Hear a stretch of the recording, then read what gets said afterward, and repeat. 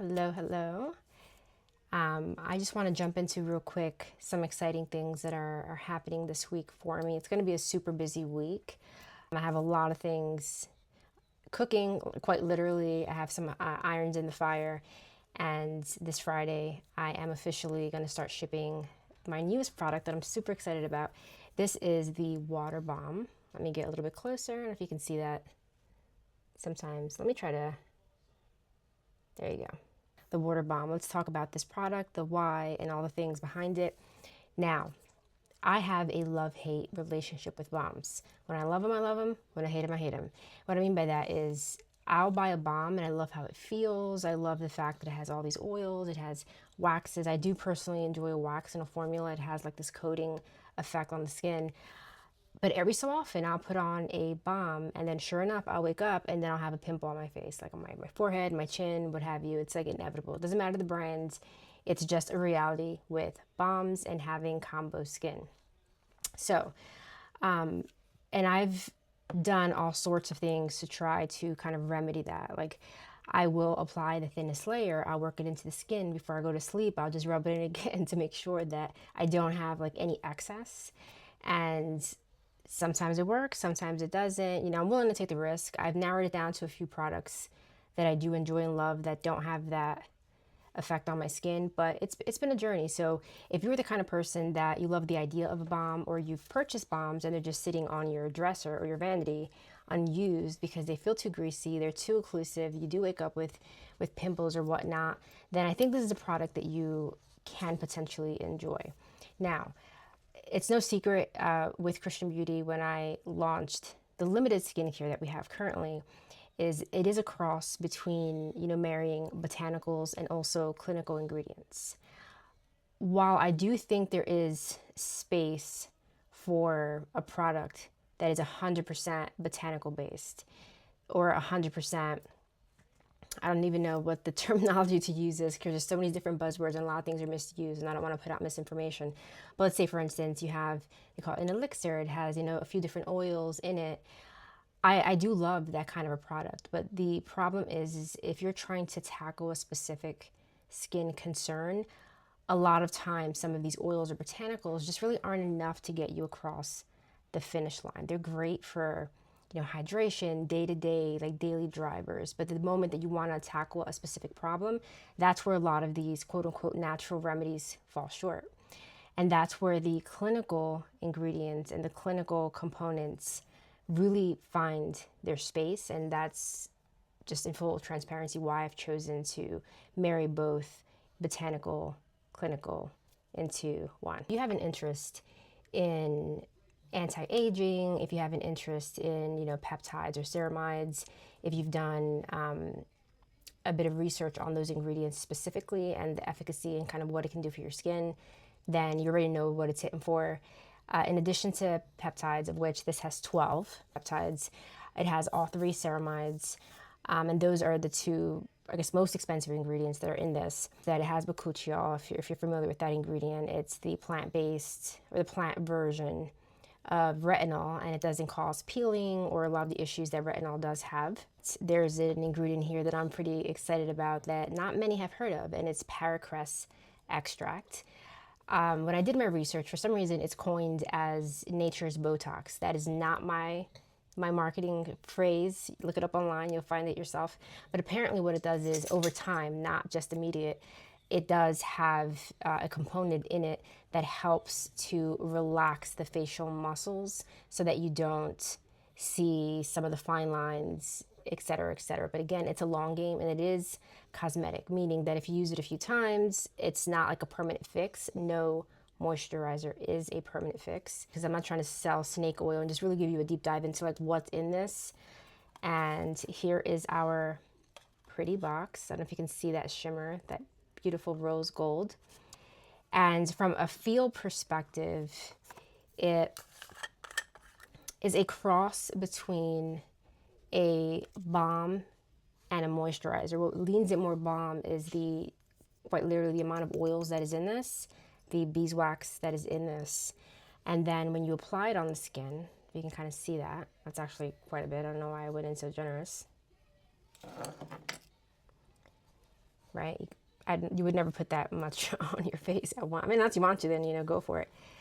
But when you put it on, like, man, it spreads out beautifully and it feels like a quench of, I don't know, like just, it's quenching the thirst of your skin, so to speak. It's just like, it feels like water just breaking on the skin.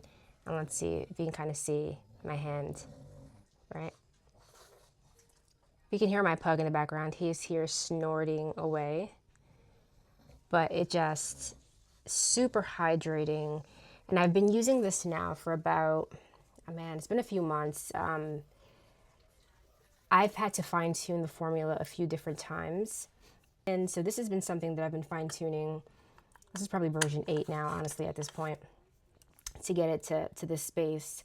I only have 50 currently, and that's very intentional on my part. The beauty about small batch is that I can make 50, 100 units, put it out there, gain some feedback from the people, and then I'm able to iterate in real time. That's an advantage over a lot of these larger brands where they'll have, 20,000, 30,000, 50,000 units of a product out in the market. And if it's not, a knock out of the park, the time it's going to take for them to reformulate and make some more, it's pretty big, right? So, and then they have to sell through kind of like what's out there. Me, make it in small batches. You guys tell me, hey, this is phenomenal, or this absolutely sucks, or change this, and that. I got you. There's formulas now, perhaps, if you purchased early on, that the existing one is slightly different or refined. Off the top of my head, the tallow liquid foundation, for instance, when I first launched it, loved it, and I tried it for a bit, and then I kind of felt like it was leaning a little bit too dewy from what I had originally intended. So I tweaked the formula a little bit, added more powders so that it did have like a natural, I don't want to call it matte because it applied matte, and then over the course of the morning there was that like luminous look to the skin but without leaning dewy. So I did tweak it marginally to have a little bit of better playtime, wear time, but not in such a way that it's like, okay, girl, you just went ahead and just did a completely different formula. The base formula is the same. These minor tweaks do make a difference. So I'm saying all that to say, I only have 50 units of this right now. So if you're interested in getting this version, by all means, it's available for purchase, and it's going to start shipping on Friday. Let me know your thoughts. Hit me up, shoot me an email, info@christianbeautyco.com. And if I get feedback that you guys want some changes, I'm happy to do that in real time, especially for the next batch that I make. So just keep that in mind. I like to create products that are a solution to a problem, right? The Water Balm is my attempt at a solution of balms being entirely too greasy feeling and being problematic for combo skin. It's something that I personally struggle with. So I wanted to create something that all the benefits of a balm, but when you apply it, it actually has that water break on the skin.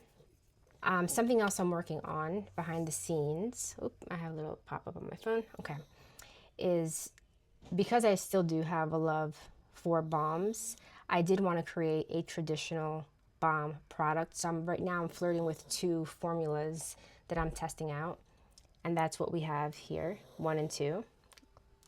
My pug just decided to start snoring. This one here, I have my schnazzy notes on the back just to remind you which one's which. But this is the Shea Butter Mango. And the reason it looks so yellow is I did add sea buckthorn oil. There is a bit of rosehip oil in this one and some bakuchiol. I was just trying some things out just to see. This one here is just tallow, beeswax, and jojoba oil. So it's minimal ingredients on this one. But if you can see just how beautiful like that texture looks, let me get all up on this one. Let me try to like do this some justice. There we go. You can see that at all. Like the texture of this is amazing. And that's been my focal point first and foremost before I start diving into a whole bunch of actives and botanicals, is I wanted to get the texture right. Now, when it comes to balms, let's say you have, however many oils you have, and then you add beeswax, you heat it up, you melt it down, you pour it into a tin or a jar. Depending on the oils and the ratio of the wax, the one thing that can happen, and if it cools too quickly, and you might have seen this, some balms, when you go to use them, they have like a grittiness to it. Like the formula crystallized while it was cooling and it wasn't smooth and just like a beautiful glide. Now granted, it might be grainy, and then when you apply it on the skin, it's going to kind of melt because that's the point of a balm. But that initial feel of like that grit or that grain, I'm not a fan of that. It doesn't impact the product at all as far as its efficacy, but just the feel of it.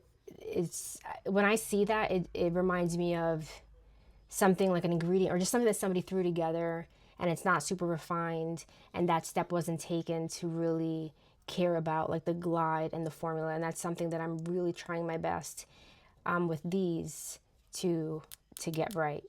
And from the looks of it, the ratios are pretty spot on from oil to wax. Now it's, I guess, just fine tuning like what are the oils that I want to have in this. And I want to put things that are impactful that people like, that are not super heavy or greasy. But because this is a balm, it's anhydrous, so there's not going to be any water in this whatsoever. There's no emulsifiers in these ones here. It is going to behave like a traditional balm. So more on these in the future. I'm not even sure which direction I'm going. Shea butter mango, tallow. I'm kind of leaning towards this one because it's different. There are a bunch of tallow balms already out in the market, and I don't just want to create something that somebody else is already doing, because why? I want to create something different.